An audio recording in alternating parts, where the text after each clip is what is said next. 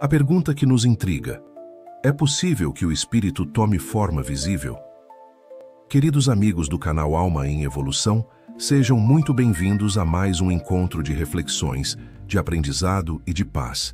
É sempre uma alegria estarmos juntos, formando essa grande família espiritual que busca compreender, de maneira séria e ao mesmo tempo simples, as verdades eternas sobre a vida, o espírito e o destino humano. O tema de hoje é daqueles que nos deixa de olhos bem abertos e o coração palpitando de curiosidade.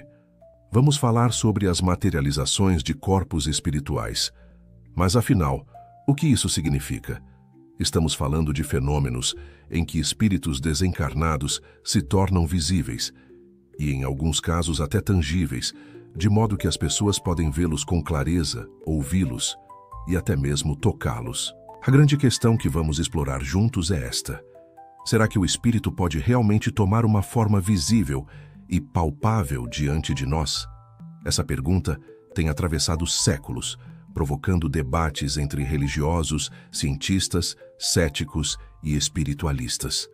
Ao longo da nossa conversa, vamos revisitar alguns casos históricos muito bem documentados, compreender o que disseram Allan Kardec e os grandes continuadores da doutrina espírita sobre esse assunto, e analisar os estudos feitos por nomes de peso da ciência, como William Crookes e Alfred Russel Wallace. Mas não vamos parar aí. Também vamos refletir sobre o que essas manifestações significam para a nossa vida prática, para a nossa fé raciocinada e para a certeza da imortalidade da alma. Então, prepare-se para embarcar comigo nessa viagem que mistura história, ciência e espiritualidade. Se você já se perguntou se é possível ver um espírito materializado, ou se já ouviu histórias desse tipo e ficou em dúvida, fique conosco até o final. Vamos juntos buscar a resposta, com serenidade, responsabilidade e luz. A visão pioneira de Allan Kardec. Sempre que abordamos um tema espírita, é natural começar por Allan Kardec, o codificador. Foi ele quem nos deu a base sólida, segura, para entender o mundo espiritual de maneira organizada. Em O Livro dos Médiuns, Kardec já tratava da possibilidade de os espíritos se tornarem visíveis. Ele explica que o espírito, para aparecer, utiliza-se de um recurso chamado perispírito, que é o corpo espiritual, feito de matéria mais sutil. Esse perispírito pode se tornar perceptível quando se condensa, utilizando os fluidos disponíveis no ambiente e, em especial, os fluidos vitais dos médiuns.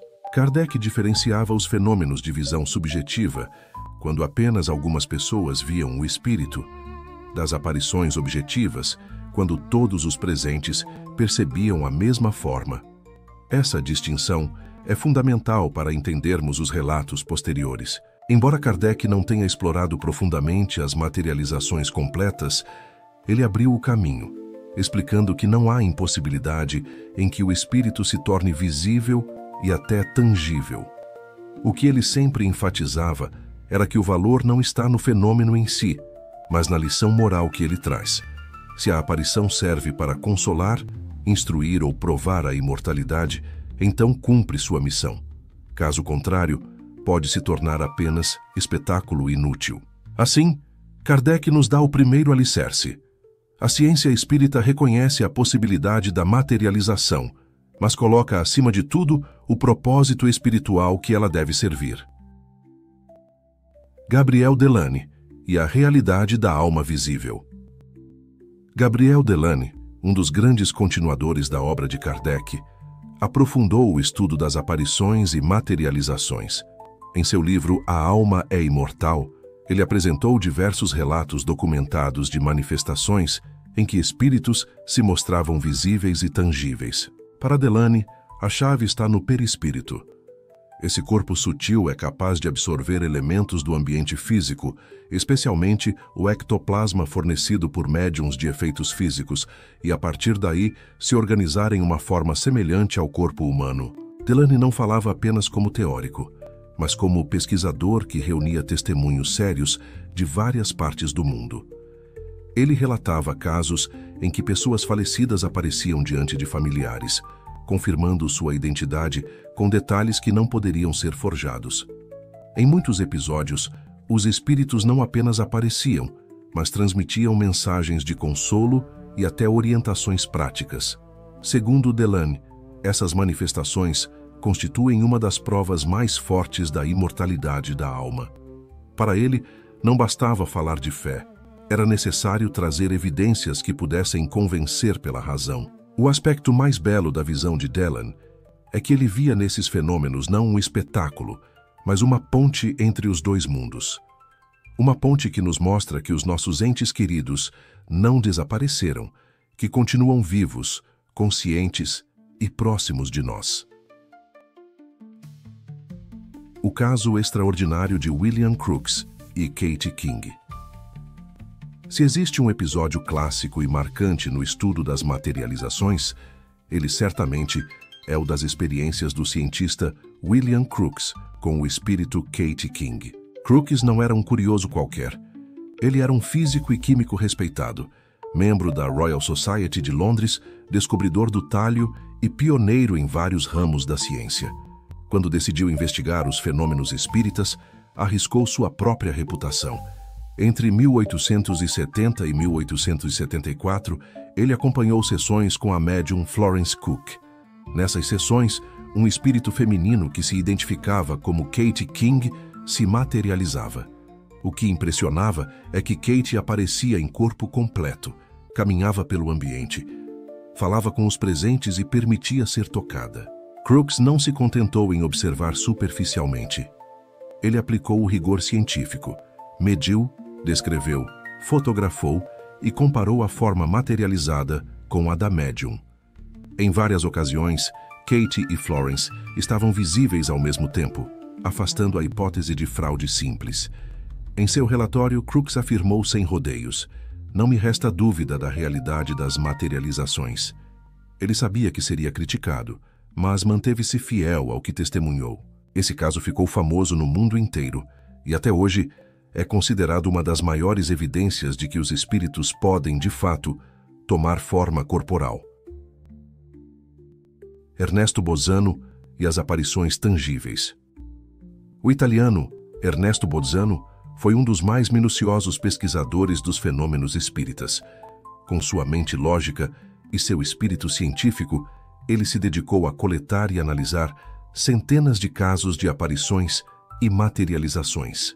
Em obras como Fenômenos de Bilocação e Animismo e Espiritismo, Bolzano estudou relatos em que os espíritos não apenas apareciam, mas interagiam com o ambiente físico, tocavam pessoas, moviam objetos, deixavam marcas. Bolzano tinha uma preocupação constante: separar o autêntico da fraude. Ele sabia que havia truques, charlatanismo e ilusões, mas também sabia reconhecer quando os fenômenos eram consistentes e repetidos em diferentes contextos. Para ele, as materializações eram uma das provas mais evidentes da sobrevivência da alma. No entanto, ele insistia que não devíamos nos prender ao espetáculo. O que realmente importava era a mensagem que os espíritos traziam: a vida continua, o amor não morre, a consciência sobrevive. Leon Denis e o sentido moral das manifestações. Se Bolzano nos traz a análise lógica e comparativa, Leon Denis nos oferece a dimensão moral e espiritual do fenômeno. Em obras como No Invisível e Depois da Morte, Denis fala das materializações não apenas como provas, mas como mensagens de esperança. Ele lembrava que esses fenômenos não ocorrem para entreter ou satisfazer curiosidades, mas para consolar corações aflitos e fortalecer a fé. Denis era um verdadeiro apóstolo do Espiritismo, e sua ênfase sempre foi a de que os espíritos vêm para nos ensinar que a vida não termina no túmulo. Ele conta que muitas vezes as materializações tinham o poder de transformar vidas. Pessoas mergulhadas em dor pela perda de um ente querido encontravam alívio e coragem ao reencontrar, mesmo que brevemente, aquele ser amado. Assim, para Leon Denis, cada materialização era também uma lição de responsabilidade. Se a vida continua, se o espírito sobrevive, então devemos viver de maneira mais consciente, praticando o bem e cultivando o amor. Cientistas que se renderam às evidências. William Crookes não foi o único homem de ciência a se deparar com fenômenos inexplicáveis. Alfred Russel Wallace, o grande naturalista que, junto com Darwin, elaborou a teoria da evolução, também investigou manifestações mediúnicas. Wallace defendia que os fenômenos espíritas eram reais e que a evolução não se restringia ao corpo físico, mas também alcançava o espírito. Cesare Lombroso, famoso criminologista italiano, foi outro caso curioso. Ele começou como um cético ferrenho, mas após estudar sessões com a médium Eusápia Paladino, acabou convencido da realidade de certos fenômenos. Em suas publicações, declarou-se forçado a admitir a intervenção de inteligências invisíveis. Esses testemunhos têm um peso especial. Afinal, não eram pessoas simples, mas cientistas respeitados, acostumados a investigar com rigor. O fato de arriscarem suas carreiras ao defender a realidade das materializações mostra que eles estavam convencidos pelo que presenciaram. Reflexões brasileiras. Herculano Pires e Deolindo Amorim. No Brasil, o tema das materializações não teve tantos casos célebres como na Europa, mas sempre esteve presente nas discussões espíritas. Herculano Pires, considerado o filósofo do espiritismo, lembrava que não devemos reduzir a doutrina ao fenômeno. Para ele, as materializações podem ser belas e impressionantes, mas só têm valor quando nos ajudam a compreender melhor o sentido da vida e a missão do espírito. Deolindo Amorim, outro grande pensador espírita, também reforçava a necessidade de equilíbrio. Ele dizia que o espiritismo não pode cair no misticismo cego, mas também não deve negar fatos bem comprovados. O caminho está em estudar com seriedade, mas sempre buscando o sentido moral e filosófico dos fenômenos. Essas reflexões brasileiras nos ajudam a não perder o rumo. O fenômeno é importante, mas o que realmente importa é o aprendizado que ele nos traz. O que as materializações revelam sobre a vida e o destino. Depois de revisitarmos tantos casos e reflexões, podemos nos perguntar: o que afinal as materializações nos revelam? Primeiro, elas nos mostram que a morte não é o fim. O espírito sobrevive, conserva sua individualidade e pode até, em certas condições, reassumir uma forma corpórea temporária. Segundo, elas nos lembram que os dois mundos, o material e o espiritual, não estão separados por muros intransponíveis. Ao contrário, eles se interpenetram. Nós estamos cercados por uma realidade espiritual que influencia e participa da nossa vida cotidiana. Terceiro, essas manifestações são um convite à responsabilidade. Se a vida continua, se o espírito sobrevive, então tudo o que fazemos aqui tem consequências.